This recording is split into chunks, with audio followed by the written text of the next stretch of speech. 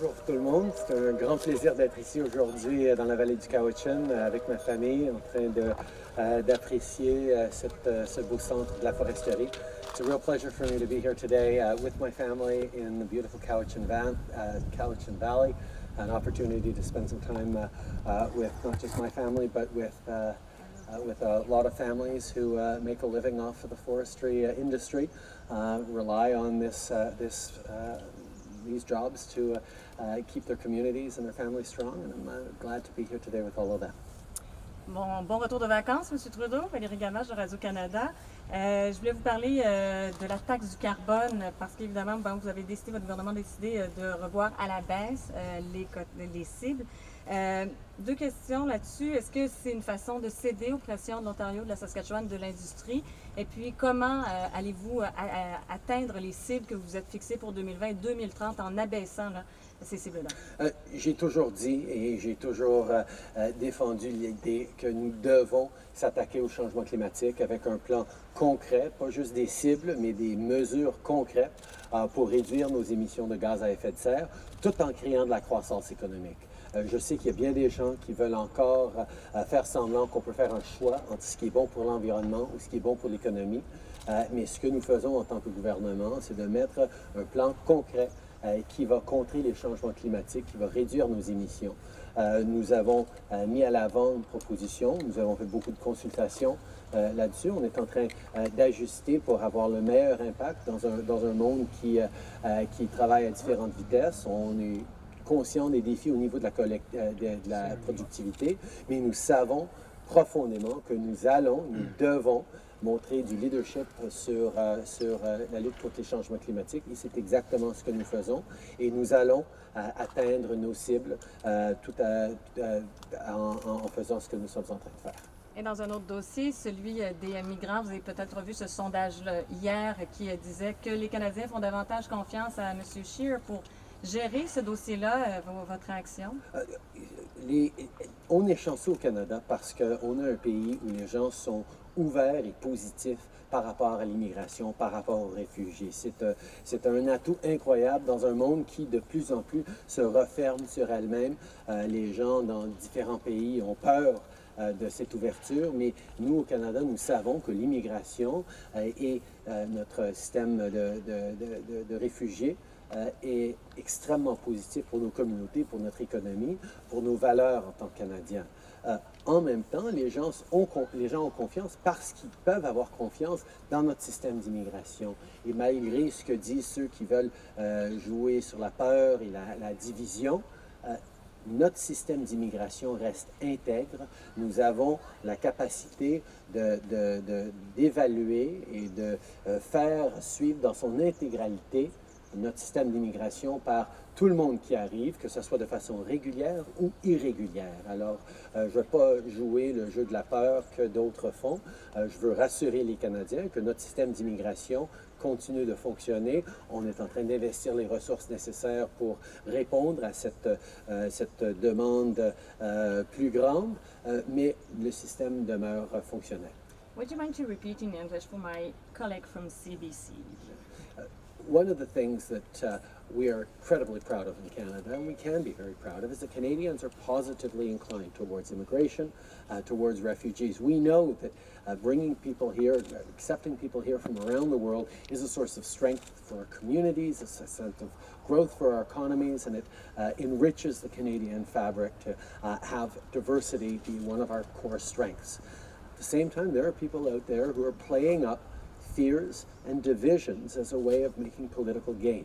What I'm happy to reassure Canadians about is that our immigration system continues to apply robustly to anyone who comes to this country, whether it's regularly or irregularly. Whether you're an asylum seeker or a refugee or an immigrant, we have the capacity and we've invested in the resources to make sure that every single person goes through the security checks, go through all the necessary steps in our immigration system and our refugee system, and people can be reassured that that system that we have confidence in, that is one of the foundational elements of to why Canadians are positive towards immigration, continues to be in place, and I won't play political games or games of fear and torquing up divisions the way some others have. Prime Minister Dirk Meisner from the Canadian Press. Your government decided to buy the Trans Mountain Pipeline project.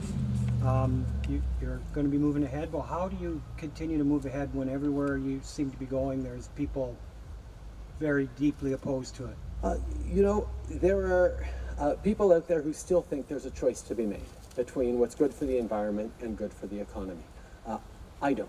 I know the only way to build a strong economy moving forward is by protecting the environment, and ensuring that we are protecting the environment for future generations is a deep priority of mine, always has been. We know we have to put in place a strong plan and a reasonable approach to fight climate change, and that's exactly what we're doing. It includes a national plan on climate change to price pollution, and there are people on one side of the political spectrum who don't like that. It also includes getting our resources to markets other than the United States. And there are other people on the other side of the spectrum who don't like that. But most Canadians know, and the families that I've talked to here and over the past weeks across this country are certainly no exception, that they understand that we need sustainable jobs into the future. We need to move towards a lower carbon economy, but we can't get there quite yet. We can't get there tomorrow. And while we do that, we need to make sure we're protecting the environment, which is why our government has invested over $1.5 billion in the historic Oceans Protection Plan that partners with Indigenous peoples along this coast, invests in our Coast Guard, invests in protecting marine wildlife, including marine mammals like the southern resident killer whale pod. These are things that are priorities to us that we will continue to do, and I continue to be open to hearing people's concerns and looking for opportunities to allay the concerns they have as we move forward, both on a protected environment and a growing economy. Hi, Eric Lloyd, CTV News. What is your reaction to United Nations reports that basically outline that North Korea has not stopped its nuclear and missile programs despite recent sanctions and meetings with the United States? What's your reaction? Are you surprised? North Korea continues to be a real concern for not just regional security but global stability. We need to continue to put pressure on the North Korean regime. There have been positive steps, but we also know we need to continue up the pressure. We must see a denuclearized North Korea, and we're going to continue to be part of international efforts with partners and neighbors in the region and a global community ensuring that denuclearization does happen in North Korea. Pouvez-vous le répéter en français, c'est vos réactions sur le rapport de l'ONU? La Corée du Nord et l'aspect nucléaire demeurent une préoccupation extrêmement grande pour le Canada, pour tous les gens dans le monde. Nous devons de continuer à mettre de la pression sur la Corée du Nord avec des sanctions, avec des mesures diplomatiques pour s'assurer qu'ils terminent de vouloir développer plus d'armes nucléaires, qu'ils réduisent leur armement nucléaire et qu'on cherche à avoir de la paix sur la péninsule coréenne. Next question. Sorry, last question. Sorry. Hi there, Alan Felker with Global Television. This is in regards to your visit in Tofino there. How was your reception up there after this petition was circulated saying that they wanted to have people aware that they should maybe remove services from your visit? How did that affect your visit? I have been spending time in Tofino since I was about 12 years old. At various points during my life, I was glad to have my family with me for a little while, and I can say that, as always, the reception in Tofino, the folks there were absolutely wonderful, welcoming, and it's one of the reasons why we absolutely love to go back to that incredibly beautiful part of the country. Last question, please. Hi, Andrea Rondo from the Cowichan Valley Citizen Black Press. We have a lot of family farms here, people in supply management industries. What kind of assurances can you give them about NAFTA negotiations and supply management? One thing that has been very clear is that the United States and the U.S. administration specifically is targeting supply management. They want us to eliminate supply management in Canada.